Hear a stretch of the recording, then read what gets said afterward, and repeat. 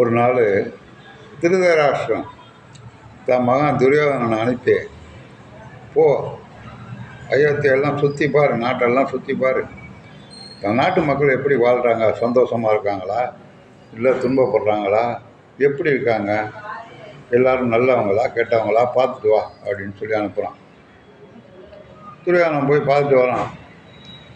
வந்து அப்பன்ட்ட சொல்கிறான், நாசமாக போன பசங்க ஒருத்தன் கூட நல்லவன் கிடையாது, எல்லாம் அயோக்கிய பயிலுவோம் அப்படிங்கிறான். யார்? தன் நாட்டு மக்களை. மறுநாள் தர்மரை அனுப்புகிறார், நீ போய் பார்த்துட்டு அந்த நாட்டு மக்கள்லாம் எப்படி இருக்காங்க என்னன்னு. தர்மர் போனார். பார்த்துட்டு எல்லாம் செழுமையாக வாழ்கிறாங்க, மக்கள்லாம் சந்தோஷமாக இருக்காங்க, எல்லாரும் நல்லவங்க அப்படின்னு வந்து தர்மர் சொல்கிறார். மனிதனுடைய குணங்களுக்கு ஏற்பட தான் அவனுடைய குணமும் இருக்கும். இதுக்கு உதாரணம் துரியோதனம்.